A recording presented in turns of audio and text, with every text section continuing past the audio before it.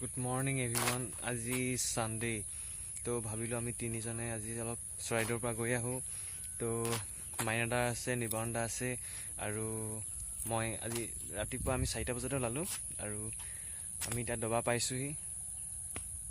বলক আজি যাওঁ চৰাইদেউ।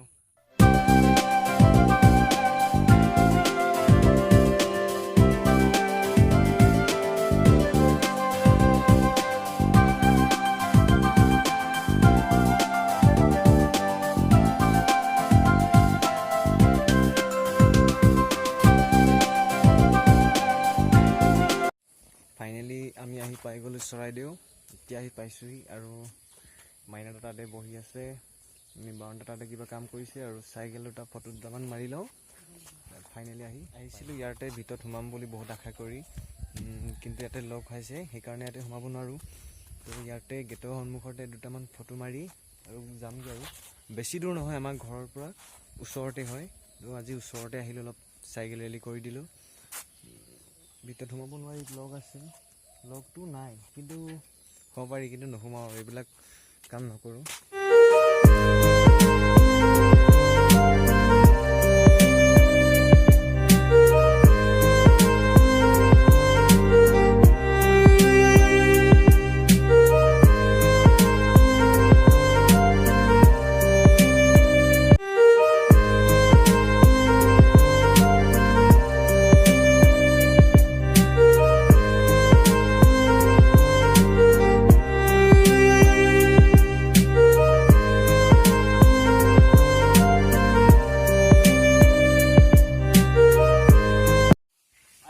আইচক্ৰীম ভাবিছোঁ 5 তাৰিখৰ পৰা আইচক্ৰীমৰ দোকান এখন এখন যদি ইয়াতে আহে চৰাইদেউত, তেতিয়া আইচক্ৰীম কিন্তু মোৰ পৰা ল'ব দেই। মই মানে দুই এটা এনেও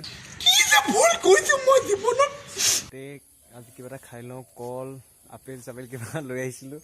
মাইনাদাই কাটি আছে, নিবাৰণদাই শুই আছে, অলপ ভাগৰ লাগিছে চাগে সেইকাৰণে শুই আছে। তাৰপিছত এতিয়া আপেল অলপ ফল মূল আনিছিলোঁ, তাকে খাই লওঁ অলপ।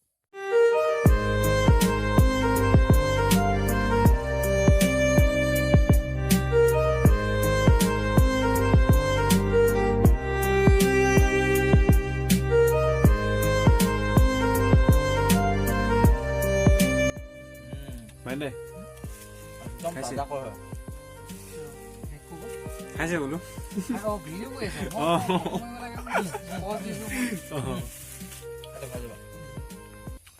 ইয়াৰ পৰা আমি যাব ওলাইছোঁ আৰু নিবাৰণদাই কওক আজি অনুভৱ কেনেকুৱা চৰাইদেউ আহি? অনুভৱ মজা। আমি ইয়াৰ অহা উদ্দেশ্য এনেকুৱা আছিল যে আমি ঘৰৰ পৰা 34 কিলোমিটাৰ চাইকেল মাৰি আহিছোঁ, আকৌ 34 কিলোমিটাৰ ঘৰলৈ চাইকেল মাৰি যাম। তো আমি ডেইলি যদি এটা ৰুটিন বনাই এখন এক্সাৰচাইজ কৰোঁ, চাইকেলিং কৰোঁ বা ৱাক কৰোঁ বা ৰান কৰোঁ বা এক্সাৰচাইজ যোগাসন যিয়ে নহওক আপুনি, তো নিয়মিত যদি কৰি থাকে স্বাস্থ্যটো আপোনাৰ ভালে থাকিব।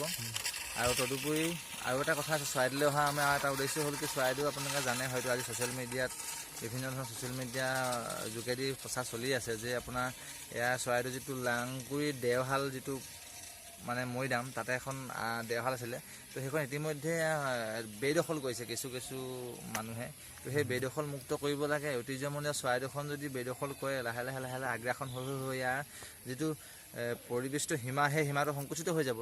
তো সেই হেতুকে লৈ ইয়াৰ পৰা যাতে আমি এটা মেছেজ দিব বিচাৰোঁ। আমাৰ থিমটো, আমাৰ মটিভটো আছিলে এনেকুৱা যে আমি চাইকেল মাৰি আমাৰ স্বাস্থ্যটোৰ কাৰণে সজাগতা কৰিব লাগে, নিজেও ফিট থাকিব লাগে। আৰু তদুপৰি এই চৰাইদেউ সংৰক্ষিত যিটো এলেকা ঐতিহ্যমণ্ডিত, এই এলেকাটোত যিমানখিনি দেওশাল আছে, যিমানকেইটা মৈদাম আছে, স্থানীয় যিবিলাক আশে পাশে য'ত আমাৰ কীৰ্তিচিহ্নসমূহ আছে অৱশিষ্ট, সেইবিলাক যাতে আৰু বেয়া হৈ নাযাওক আৰু ইয়াৰ সংৰক্ষণ হ'ব লাগে।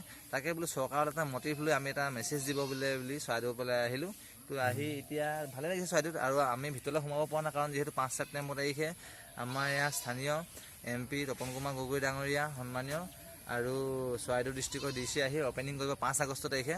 তো তাৰপাছত পৰ্যটকৰ কাৰণে গোটেই চৰাইদেউখন আপোনাৰ মুকলি হ'ব। এতিয়া আমাৰ আজি 29 তাৰিখ, আমি বন্ধ দিনতে অহা হ'ল আৰু ভাল লাগিলে। 5 তাৰিখৰ পিছত আপোনালোকে আহি যাব, ভিতৰত সোমাব পাৰিব। এতিয়া লগ হৈ আছে আৰু সেইখনো লগ হৈ আছে। আমি ভিতৰত সোমাব নোৱাৰিলোঁ, বাহিৰৰ পৰাই গোটেইখিনি চালোঁ আৰু ইয়াৰ পৰা যাব ওলাইছোঁ এতিয়া।